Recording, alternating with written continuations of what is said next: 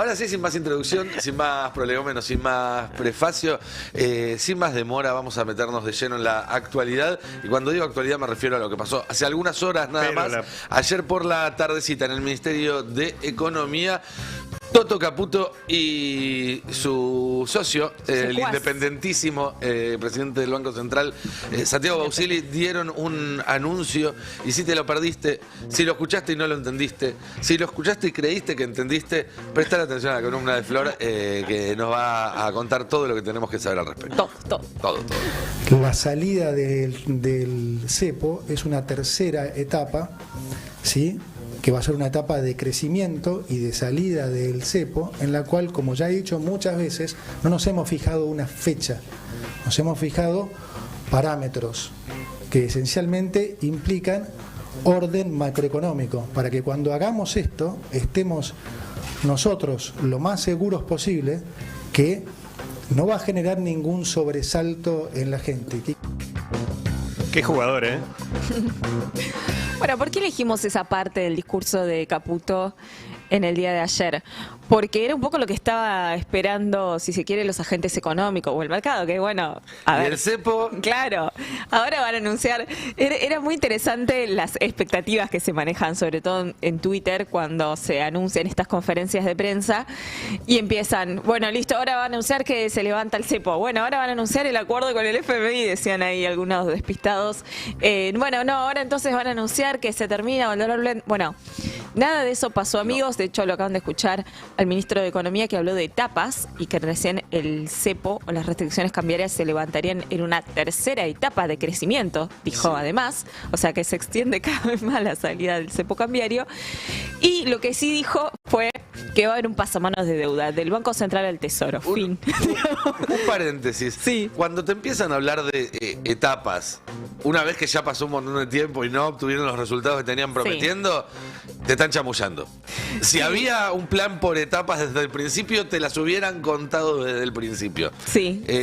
Si pasaron los primeros 6 meses, que todo el mundo esperaba que fueran los mejores 6 meses y que se resolviera todo, está peor que nunca. Y te dicen, no, bueno, pero estaba todo planeado. Principio de revelación. Este es solo el final de la primera etapa. Ahora viene la segunda, que es igual a la primera, pero un poquito distinta. Y en la tercera, ahí sí se vienen los cambios en serio. ¿Sabes que le faltó hablar de semestres? Bueno, ¿no? Podría ser el paralelismo, como bueno, el segundo semestre vamos a ir hacia esta etapa, ¿no? Debía tener un coach que le dijo, mira, vos podés decir cualquier cosa, menos la palabra semestre. Sí. No digas brote verde, no digas semestre, no digas lluvia de inversiones. Ayer nuestra compañera Ana Salomagno me decía en los chats de Instagram, es como la reivindicación de la pandemia por etapa. Vieron que era la fase 1 era esto, la fase 2 era esto. Bueno, ahora también estamos hablando de etapas. Primera etapa superada, según el ministro de Economía, que ¿cuál era? Bueno, se tiene que alcanzar el superávit. O sea, no hay que emitir más para pagar el déficit fiscal. Dice, bueno, eso ya lo superamos, esa etapa ya está, ese grifo de emisión ya lo cerramos. Igual. Porque acá siempre explicamos, no le están pagando las energéticas, hay dudas sobre si va a pagar el bono de los jubilados este mes, o sea... Como que le quisieron poner, bueno, en la primera etapa tiene que ir algo, va a ir esto, y sobre todo ellos le ponen el foco en que se van cerrando los grifos de emisión. Sí. ¿Qué significa esto? Que lo que no quieren es que haya excedente de pesos en la economía, para que ese excedente de pesos no genere presión sobre el dólar. Así es. Por eso ellos quieren levantar las restricciones cambiarias cuando se aseguren de que no va a haber tantos pesos demandando después dólares. Básicamente quieren secar la calle de pesos, que no haya pesos. Un programa, yo diría, monetario profundamente contractivo y de ajuste, y eso implica un ajuste fuertísimo, ¿no? O sea, redoblar el ajuste que ya venía, más fuerte que el que ya hicieron. Un ajuste más fuerte. ¿Por qué decimos un ajuste más fuerte? Porque ahora ellos dicen pasamos a una segunda etapa en donde la deuda que tenía el Banco Central la vamos a pasar al Tesoro. El Tesoro es el Ministerio de Economía, es la Caja de Nación. Entonces, el Banco Central no va a tener que emitir más para pagar esos intereses que le pagaban antes a los bancos. Que lo hemos explicado acá ya muchas veces, ni siquiera vale repetir lo mismo, pero por si hay alguien del otro lado que dice que deuda, bueno, básicamente habrán escuchado hablar en su momento de las LELIQs, después habrán escuchado hablar de los pasivos remunerados, que es un poco lo que se habló en esa conferencia, que es básicamente la plata que le dan los bancos al Banco Central porque no la están poniendo en el resto de la economía con créditos, entonces se la dan al Banco Central. El Banco Central le tenía que pagar una tasa de interés. Para hacer esos pagos, ¿qué hacía? Recurría a la emisión monetaria. Sí. Entonces ahora lo que dicen es, bueno, vamos a cortar ese esquema, el Banco Central desconoce esa deuda y se la pasa al Tesoro. Es un pasamanos. La deuda sigue estando. Es un pasamanos, le van a pagar con una letra que va a emitir el Tesoro, bueno, una cuestión un poco técnica, porque igualmente va a seguir estando en una cuenta en pesos en el Banco Central, que la idea es que esa cuenta siempre mantenga los pesos. Y lo digo esto porque muchos estaban hablando de la exposición que ahora van a tener los bancos, porque antes tenían sus activos frente al Banco Central, que nunca defaultó su deuda, y ahora la van a tener frente al Tesoro, que sí defaultó su deuda en pesos. Bueno, en ese marco hay que como llevar cierta tranquilidad, porque lo que me explicaban un poco ayer cuando yo consultaba esto es que van a tener los pesos, digamos, los bancos en una cuenta en el Banco Central, y los pesos que obtengan de esta letra que el Tesoro va a emitir van a ir a esa cuenta para pagar los bancos. Pero además, digamos, también hay una realidad. Lo que ellos quieren ahora es que el Tesoro no tiene la capacidad de emisión como si la tiene el Banco Central, no tenga que emitir para pagar esa deuda. ¿Y con qué entonces lo van a pagar, más allá de que van a emitir esta letra? Bueno, con superávit. El superávit que se obtenga se utilizará además para pagar estos intereses. Entonces, como bien hizo la conclusión Nico, en concreto podemos decir que este anuncio es más ajuste. Básicamente, y corregime si lo explico mal, pero ahora las deudas que tiene el gobierno con los bancos principalmente salen de la misma caja que las jubilaciones, sí, que los sueldos, que las escuelas, que los hospitales. Pero además, como, más allá de la explicación técnica que vos dabas recién, pero como los depósitos bancarios de las personas están respaldados en esa deuda, para mantener la estabilidad del sistema, de esa caja primero se va a sacar la plata para pagar a los bancos, y después con lo que quede se van a pagar las jubilaciones, los sueldos, los hospitales, sí, las escuelas. Es eso básicamente lo que va a pasar. Porque ahí están diciendo, como la ley de base no les alcanzó para que generar el shock de confianza. Estos son gobiernos que necesitan confianza porque no tienen otra cosa con la que sostenerse. Más que decir, nosotros somos los buenos, dennos plata a nosotros porque si no viene el peronismo.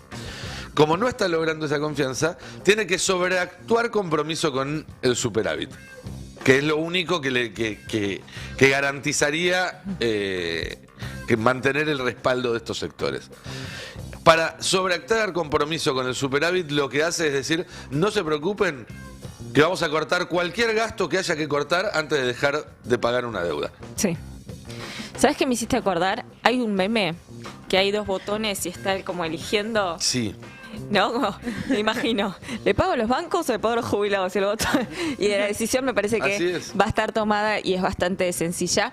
Es interesante tu explicación porque además, y esto ya volviendo un poco a cómo puede llegar a tomar el mercado de los agentes económicos este anuncio, hay una realidad, y es que esto lo hablaba ayer con alguien que entiende bien de estos temas del mercado, que me decían, no era lo que estaban esperando. No era lo que se estaba esperando. ¿Por qué no era lo que se estaba esperando? Porque cuando asume Javier Milei, eran los pases, digamos, esta deuda que tenía, y que ahora se la van a pasar al Tesoro, que tenía el Banco Central, representaban 10 puntos, el 10% del Producto Bruto. Entonces, si vos querés, en ese momento sí era un problema. Pero ya lo fueron desarmando, ya se fue pasando parte al Tesoro de esa deuda. ¿Se acuerdan con las LECAP, que acá lo hemos hablado un poco?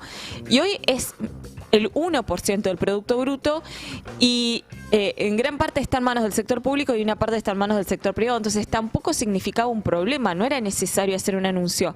¿Cuál es el problema que hoy tiene el equipo económico y que ayer no lo pudieron responder bien, o lo que respondió Caputo es una tercera etapa?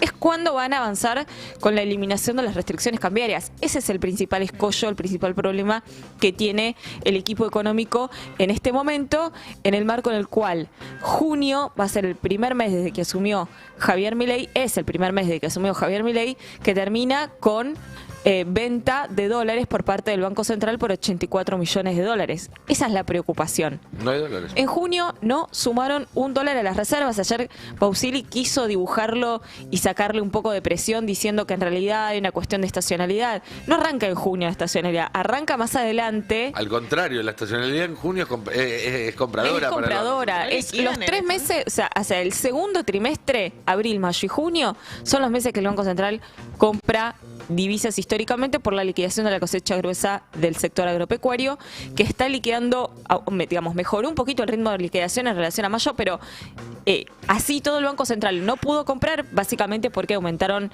los pagos del sector de energía, aumentaron los pagos a importaciones, etcétera.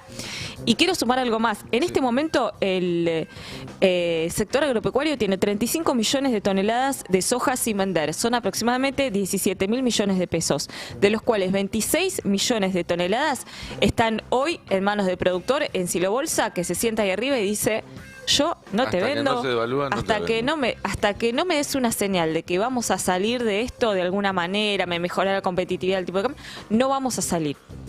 Y el FMI le dice también más o menos lo mismo: no te voy a dar un peso hasta que no nos muestres un camino de salida claro. El de Caputo claramente no es uno que el FMI acepte. Exactamente. El FMI no te está dando ninguna solución. No. El sector agropecuario, agroexportador, tampoco te está dando la solución. Y en este momento tenés el siguiente problema. El tipo de cambio oficial hoy está a nivel más o menos del momento más bajo de Mauricio Macri. O sea, ha perdido bastante competitividad, bastante digo mucha. Y la brecha cambiaria entre el tipo de cambio oficial y el contado con liquidación o el financiero estaba en el 20% y hoy ya está rozando el 50%. Esa es la principal preocupación que hoy tienen y de la cual ayer intentaron despejar diciendo que hay una tercera etapa, pero por el momento sobre eso no hay definiciones, el humo sigue estando y en eso estamos. Muy no hay mucho bien, más. Muchísimas gracias, Flor. Después en un rato nos vas a contar cómo sigue la economía real, la de Sí. los bolsillos, porque ahí tampoco hay motivos para ser optimistas, lamentablemente.